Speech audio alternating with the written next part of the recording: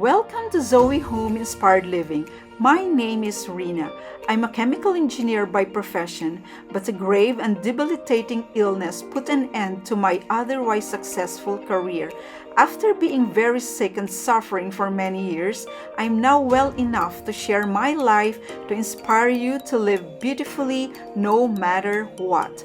God bless you.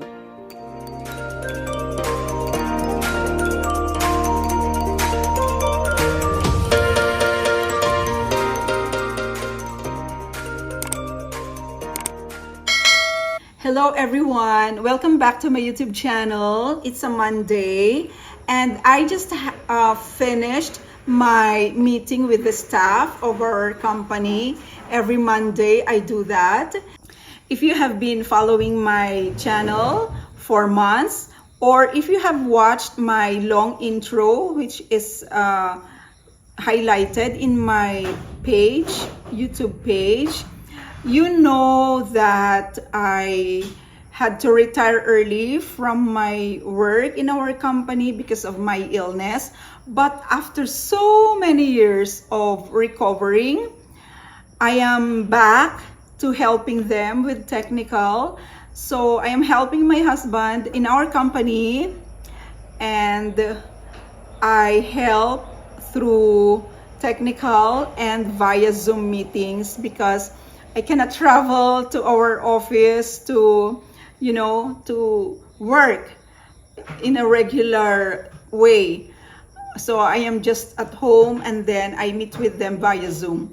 Now, because I already put on makeup and everything, I thought of showing you my latest brass lot haul. If you remember earlier this year, I had another brass decor, vintage. There were 3 boxes then, very big boxes, and so I showed them to you. First time together, I didn't know what was in the box really. So now there's another brass lot that I'm going to show you. So let's start. Start this. This one, oh my gosh, I like this because here for floral arrangement, and it's substantially heavy. This brass decor came from England. Yeah, so I can use that. And also these are for resale. Oh, this is another vase. Oh, there's another one like that, but this one with design. That other one there is plain.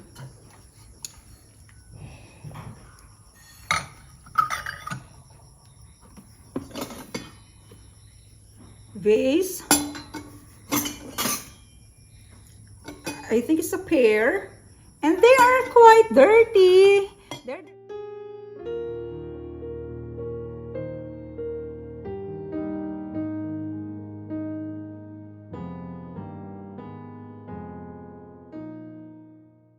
There are four.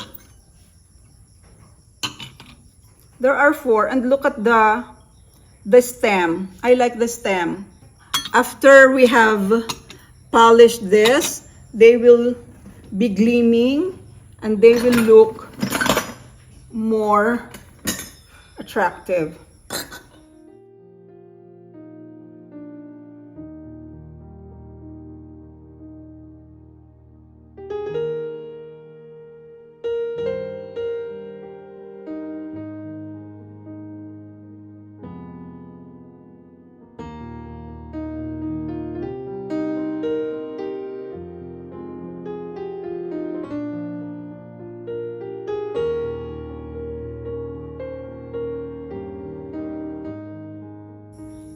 Candle holders, heavy.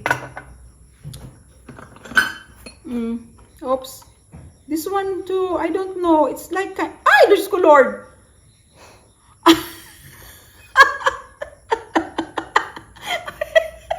When you open this, something comes out. I think it's quite bad. I don't like this.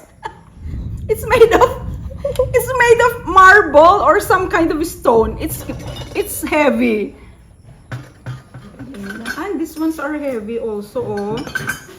These are, I think you can use them as candle holders as well. They are quite heavy. They are.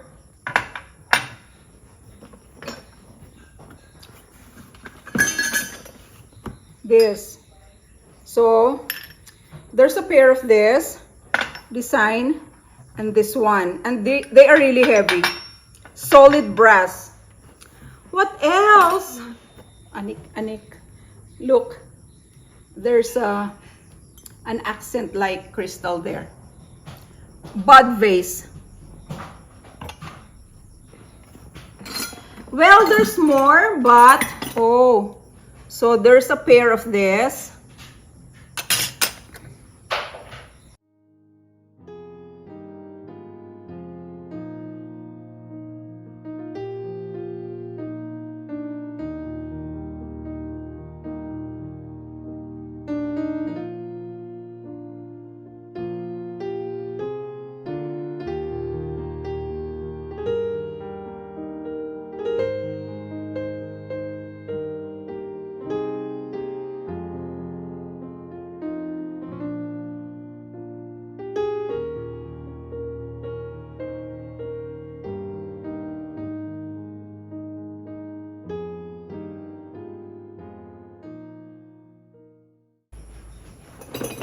And no more. These are just tiny things. All right, so these are my latest home decor, brass decor haul. And they are quite dirty. We're going to polish them all.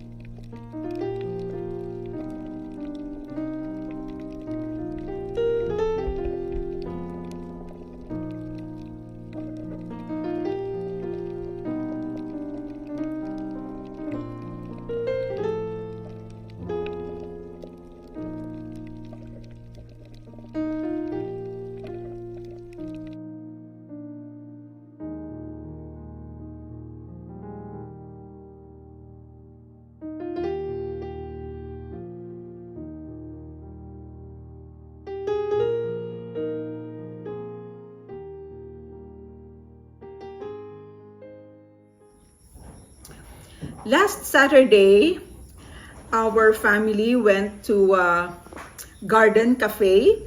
It's quite near our village. So I was able to go with them because I cannot travel far. So we visited this garden cafe. It's also quite high up in the mountain, but there's no overlooking view. But it was full of trees and plants and everything all around. It's nature. So I'm going to show you that. And then before I show you our trip last Saturday, I would like to thank you for your comments and also for my new subscribers. Thank you so much for subscribing.